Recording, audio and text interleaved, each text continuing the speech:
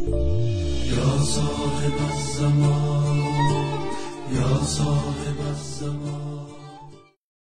اعوذ باللہ من الشیطان الرجیم، بسم اللہ الرحمن الرحیم، الحمد للہ رب العالمین، والصلاة والسلام علی محمد وآلہ طیبین الطاہرین۔ محترم ناظرین، آج ہماری گفتگو کا موضوع مولا امام زمان علیہ السلام کا اسم مبارک، یعنی ان کا نام، ان کی کنیت اور ان کے القاب، اس پر ہم نے آج تھوڑی سی گفتگو کرنی ہے۔ سب سے پہلے ان کے نام مبارک کے حوالے سے میں عرض کروں گا کہ اس بات میں تمام شیعہ سنی مورخین، محدثین، تمام محققین کا اتفاق ہے کہ امام مہدی علیہ السلام کا جو نام ہے وہ وہی نام ہے جو ہمارے پیغمبر کا نام ہے۔ مہدی ان کا لقب ہے، مہدی نام نہیں ہے، بلکہ نام وہی ہے جو ہمارے پیغمبر اکرم صلی اللہ علیہ وآلہ وسلم کا نام ہے، یعنی آپ کا اسم مبارک حضرت امام محمد ابن الحسن علیہ السلام ہے۔ تو اس کے بارے میں صرف ایک اشارے کی حد تک عرض کروں گا کہ اہل سنت کے اندر بھی یہ روایت موجود ہے، بلکہ یہ حدیث شریف موجود ہے جو پیغمبر اکرم صلی اللہ علیہ وآلہ وسلم سے نقل ہوئی کہ اسمہ اسمی، کہ آپ نے فرمایا کہ وہ مہدی جو ظاہر ہوں گے جو ظاہر ہوں گے اور دنیا کو عدل و انصاف سے بھریں گے، ان کا نام میرے نام جیسا ہے۔ اور یہی روایت اور یہی حدیث ہماری شیعہ کتب کے اندر بھی موجود ہے۔ اب جہاں تک ان کی کنیت کا تعلق ہے تو مولا امام زمان علیہ السلام کی دو تین طرح کی کنیت جو ہے وہ نقل ہوئی ہے۔ ایک کنیت جو مشہور بھی ہے، ابو القاسم، اور یہ وہی کنیت ہے کہ جس کے بارے میں پیغمبر اکرم صلی اللہ علیہ وآلہ وسلم نے فرمایا تھا کہ مہدی کا صرف نام میرے نام جیسا نہیں ہے، کنیتہ کنیتی، بلکہ ان کی کنیت بھی وہی ہے جو میری کنیت ہے۔ لہٰذا امام زمان علیہ السلام کی ایک کنیت جو ہے وہ ابو القاسم ہے۔ اسی طرح ہم روایات کے اندر دیکھتے ہیں کہ ایک کنیت جو کہ ان کی زیارات کے اندر بھی آئی ہے اور غیبت میں بہت معروف ہوئی ہے، وہ ابو صالح ہے۔ اس کنیت کو بھی ہماری احادیث اور روایات کے اندر بیان کیا گیا ہے۔ تیسری کنیت جو میرے مولا کی بیان ہوئی ہے وہ ابو عبداللہ ہے۔ یہ کنیت بھی بعض روایات کے اندر آئی ہے۔ اب ہم آتے ہیں ان کے القاب مبارک کی طرف۔ مولا کے بہت سارے القاب ہیں۔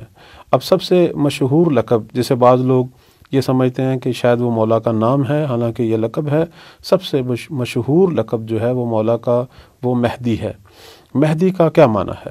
اس کے حوالے سے میں ایک حدیث آپ کی خدمت میں بیان کرتا ہوں کہ امام باقر علیہ السلام سے یہ پوچھا گیا کہ کیوں قائم آل محمد کو جو ہے وہ مہدی کہا جاتا ہے، تو آپ نے فرمایا کہ وہ اس لیے انہیں مہدی کا نام دیا گیا ہے کہ وہ لوگوں کو ان چیزوں کی طرف ہدایت کریں گے کہ جو چیزیں لوگ بھول چکے ہیں، جو چیزیں لوگ گم کر چکے ہیں، جس کی طرف لوگ متوجہ نہیں ہیں، اور یہ یقیناً وہی مسئلہ امامت و ولایت ہے کہ جسے غالب مسلمان جو ہیں وہ بھول چکے ہیں۔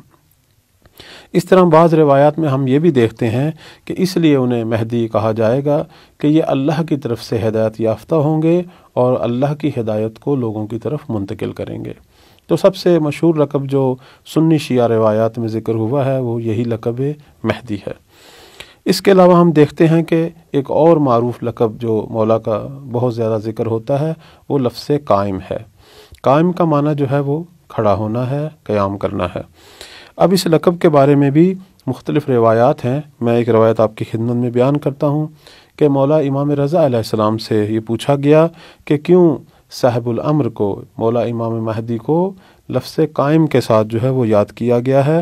فرمایا کہ اس لیے کہ وہ حق کے ساتھ قیام کریں گے، ان کا قیام قیام حق ہوگا، اور یہ وہی مبارک قیام ہے کہ جس میں پوری دنیا کی جو ہے وہ تقدیر بدلے گی، پوری دنیا میں ایک عالمگیر انقلاب آئے گا، اور دنیا جو ہے وہ جو ظلمت میں گھری ہوگی وہ عدل و انصاف کے اجالے سے روشن ہو جائے گی۔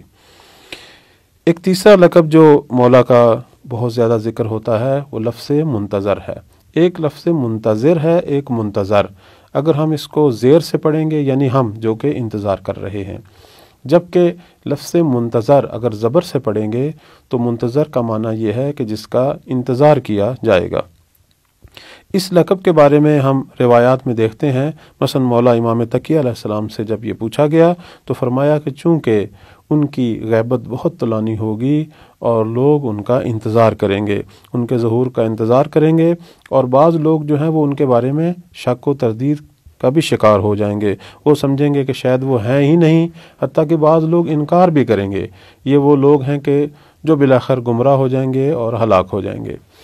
تو وہ لوگ جو ان کا انتظار کریں گے اور حقیقی معنوں میں امام کے مد مقابل اپنے حقوق جو ہیں وہ پورے کریں گے اور وظائف منتظرین پر عمل کریں گے، یہ وہ لوگ ہیں کہ جنہیں امام اپنے ناصرین کے زمرہ میں شامل کریں گے، اور یہ وہی لوگ ہیں کہ جو مولا کے ساتھ مل کر پوری دنیا میں الہی انقلاب لائیں گے۔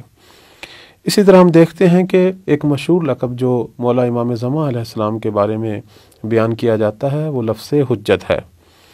حجت کے بارے میں مختلف قسم کی جو ہیں وہ روایات سامنے آتی ہیں۔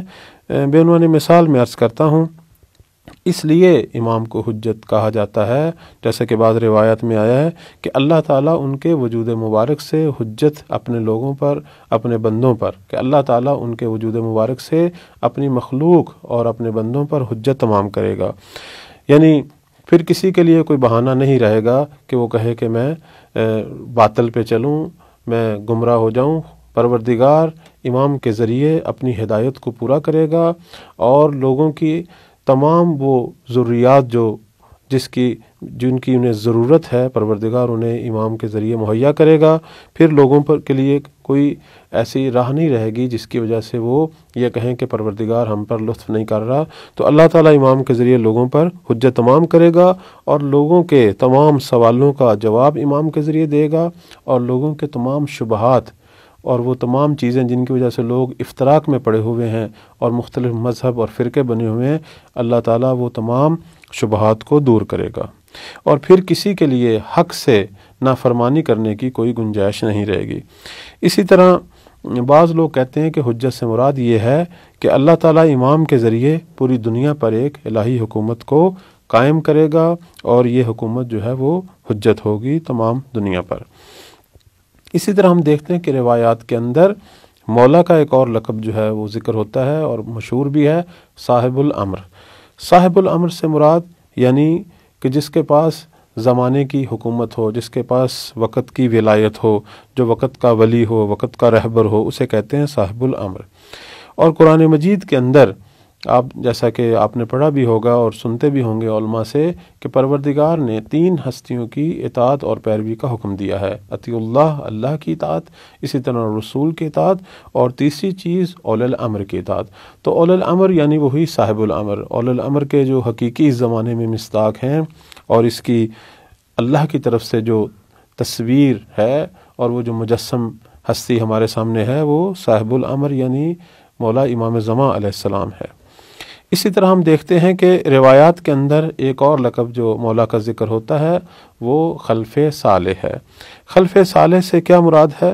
خلف صالح سے مراد جیسا کہ ہم احادیث میں اور روایت میں دیکھتے ہیں کہ مولا امام صادق علیہ السلام نے فرمایا کہ خلف صالح میری نسل میں سے ہیں، مہدی جو اس امت کے مہدی ہیں وہ میری نسل میں سے ہیں، کہ ان کا نام محمد ہوگا، ان کی کنیت ابو القاسم ہے، اور وہ آخر الزمان میں قیام کریں گے۔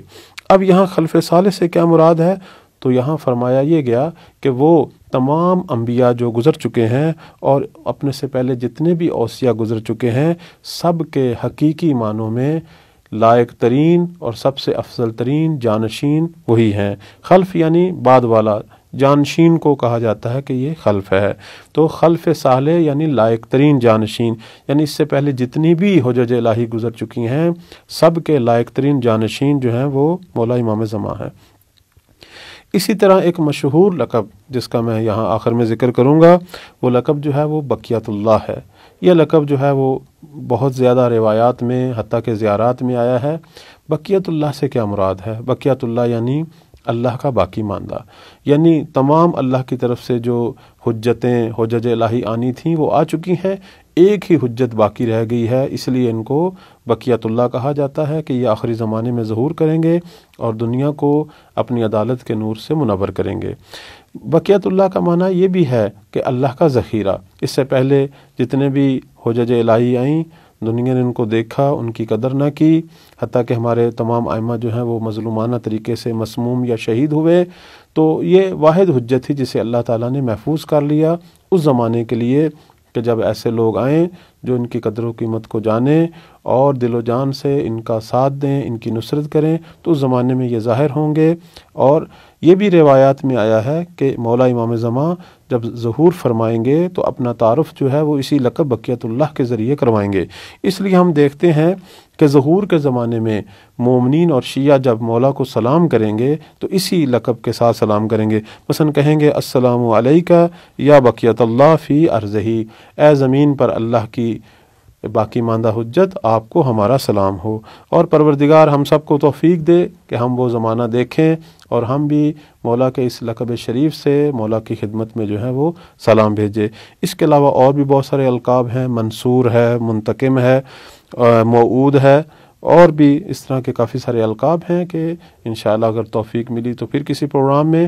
مشہور یہی لقب تھے کہ جو آپ کی خدمت میں بیان کیے گئے ہیں، اور یہ نقطہ بھی میں آخر میں بیان کرتا چلوں کہ ہر لقب جو ہے وہ اپنے پیچھے خاص ایک معنی اور ایک خاص حکمت رکھتا ہے، تو ہم اگر اس معنی اور حکمت کو اچھی طرح جان لیں تو اس میں ہماری مولا کی طرف جو معرفت ہے وہ بھی بڑھے گی، اور ہم مولا کو بہتر سے بہتر طریقے سے جو ہے ان کی شناخت پیدا کریں گے، اور جب شناخت اچھے طریقے سے پیدا کریں گے تو پھر اتنے ہی اچھے طریقے سے ان کی اطاعت کریں گے۔ اللہ ہم سب کو مولا کی معرفت حاصل کرنے اور ان کی حقیقی معنوں میں اطاعت کرنے کی توفیق عطا فرمائے۔ والسلام علیکم ورحمۃ اللہ وبرکاتہ۔